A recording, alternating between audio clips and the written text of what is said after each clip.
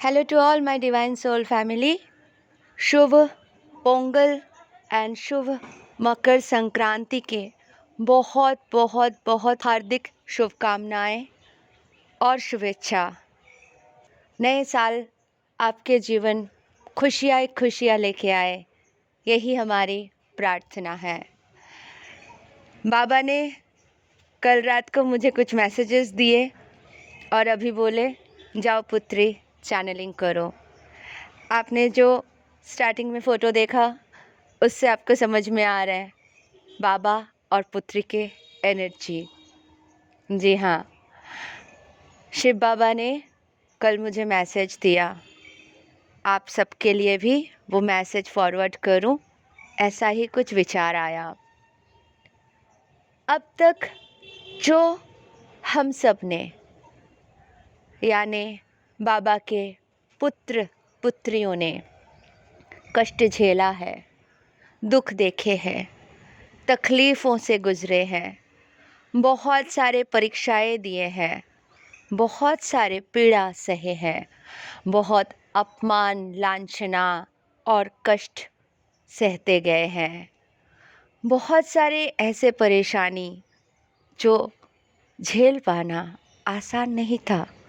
बहुत ज़्यादा कष्ट। और इन सब कष्टों के बाद आज बाबा ने हम सबको ये मैसेज दिया है कि देखो अब समाप्त हुआ, सारे कष्टों का अब समाप्ति है। एक नए जीवन, एक नई शुरुआत, सब कुछ नया और प्यारा ब्यूटीफुल होने वाले हैं। क्योंकि जो पड़ाव को हमें पार करना था, जो कष्ट को हमें देखना था, जो दुख तकलीफ़ों को हमें सहना था, वो आसान नहीं था। सारे डीएम और डीएफ को या तो स्टारशीट्स को जो तकलीफ़ दिया जाता है, जिन कहते हैं ना जैसे उबले हुए कोयले के ऊपर से चलते हुए जाना, लाल रास्ता आग के, ऐसे सिचुएशन आए कि मानो साधारण इंसान तो झेल ही नहीं सकते। वैसे तकलीफ, और एक नहीं दो नहीं, लगातार एक के बाद एक साथ में 4-5 सिचुएशन ऐसे जहाँ परेशान ही परेशानी जैसे घेर लेके रखा था। सारे दर्द बाबा ने बयां किया मुझे ये सारी बातें। तो हम सब इन सारे दर्द को एक एक करके झेलते हुए सामने खड़े हुए, भटके नहीं, टूटे तो फिर खड़े, फिर टूटे, टूटते गए, रोते गए, गिरते गए, पर संभाले, फिर खड़े, फिर चले, फिर सामना किए एक एक सिचुएशन के और आगे बढ़ते गए। बाबा हमारे साथ थे, माँ शक्ति हमारे साथ थे, क्योंकि हम उनके पावर के बिना आगे तो बढ़ ही नहीं सकते थे।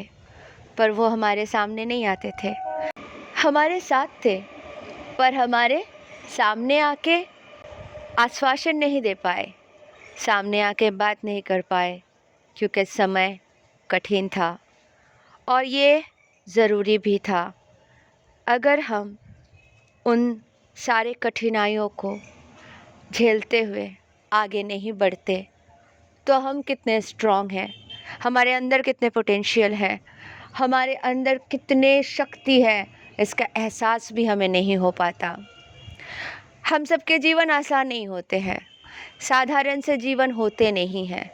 शुरू से ही दुख तकलीफ़ और कठिनाइयों का सामना हमें करना पड़ता है, क्योंकि एक साधारण व्यक्ति के साथ नॉर्मली पढ़ाई करते, जॉब लगते, शादी होते, घर बसते, बच्चे होते, ससुराल में रहते, थोड़े बहुत प्रॉब्लम भले ही हो, लेकिन वो एक अच्छे जीवन जी के फिर उनके जीवन की समाप्ति होती है। लेकिन जो डिवाइन फेमिनाइंस है, जो डिवाइन मस्कुलाइंस है, जो स्टारशीट्स हैं, जो स्पिरिचुअल जर्नी में हैं, इनके लाइफ के जो ग्राफ है वो डिफरेंट होते हैं। ये नॉर्मल सी लाइफ जी ही नहीं सकते। ये जो भी करेंगे बाधाएं रुकावटें आते हैं, आप सबको पता है। तो अब बाबा के संदेश है कि जो हुआ सो हुआ, अच्छा हुआ, ज़रूरी था इसलिए हुआ। हुआ तो तुम सीखे, हुआ तो तुम्हारे जीवन के जो मकसद है, जो तुम्हारे सोल मिशन है, तुम उसके करीब पहुँचे। वरना तुम भटक सकते थे और भटक जाते थे। क्योंकि तुम्हें भटकना नहीं था, क्योंकि तुम्हें इस धरती पर फंस जाना नहीं था, क्योंकि तुम्हें माया और मैट्रिक्स में अटकना नहीं था, इसलिए ये प्लान पहले से तय था और तुमने खुद सोल कॉन्ट्रैक्ट में ये तय करके आए थे।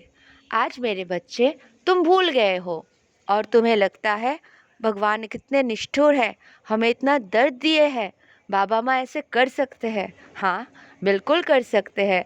अपने पुत्र और पुत्रियों को उत्तम शिक्षा देने के लिए, उत्तम पढ़ाओ में लेके जाने के लिए, भविष्य ब्यूटीफुल और उज्जवल करने के लिए बाबा माँ अवश्य ऐसे स्टेप्स ले सकते हैं, क्योंकि एक बाबा माँ ही तो है जो अपने बच्चों का ख्याल रखते हैं।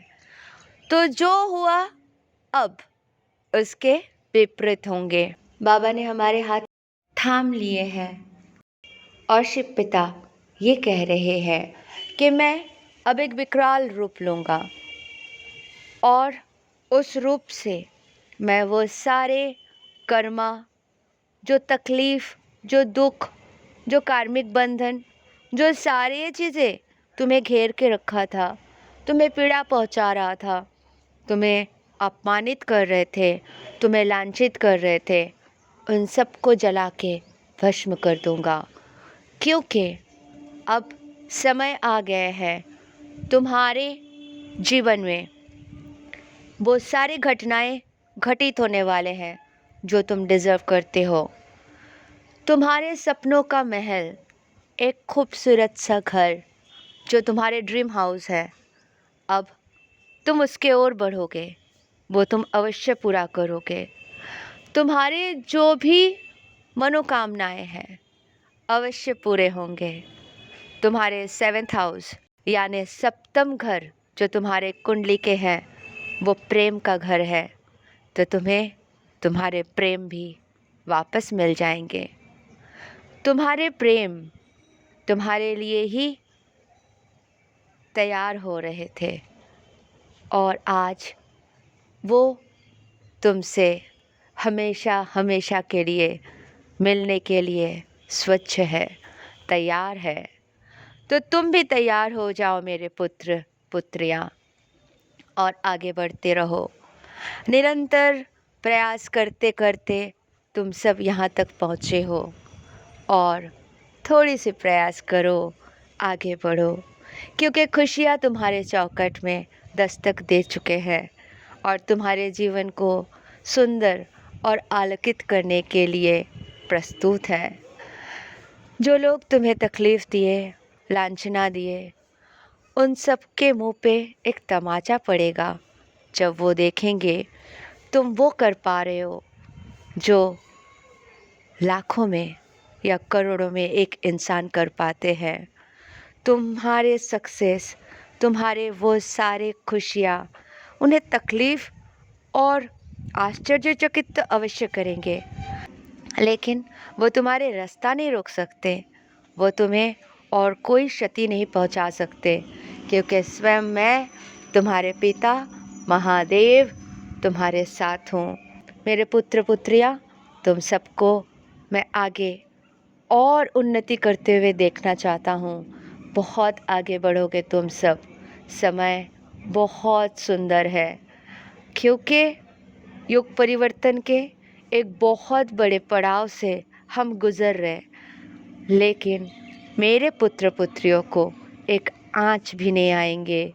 ये वचन है तुम्हारे पिता महादेव का। मेरे पुत्र पुत्रियाँ, तुम सब ने जो भीषण तकलीफ़ों से गुज़र के अपने शक्ति का प्रदर्शन किया, तुम हमें गर्वित किए। आज जिस सिचुएशन में हो, डट के खड़े हो, सामना कर रहे हो हर एक परिस्थिति का, ये तुम्हारी माँ और मेरे शक्ति का ही प्रदर्शन है। इसलिए हम गर्वित हैं। हमें बहुत ही गर्व के अनुभव होते हैं कि हमारे पुत्र पुत्रियाँ कितने सक्षम बन चुके हैं। आज आप सबके लिए यही संदेश है कि समय आ चुके हैं आपके हर एक इच्छा पूरे होने का। आपके जो भी चाहत है, जो भी मटेरियलिस्टिक डिज़ायर है, भौतिक चीज़ों की आकांक्षा रहे हैं, वो सब आपको अवश्य मिलेंगे। जो भी आप डिज़र्व करते हो वो सारी चीज़ें आपके होंगे। और साथ ही साथ आपके जो काउंटर पार्ट है, जो अदर हाफ है, जो आपके शिव है, जो आपकी शक्ति है, वो भी भौतिक जगत में आपसे अवश्य मिलेंगे। और आप दोनों एकत्रित होके महान कार्य को पुनर्स्थापन करोगे। आपके सोल मिशन जो आप करने आए थे वो एकत्रित होके संपन्न करोगे। और साथ में प्रेम और निश्चलता भाव से एक दूसरे का साथ रहोगे। प्रेम भाव से शिव शक्ति बन जाओगे। Thank you so much. Love you all. God bless you all.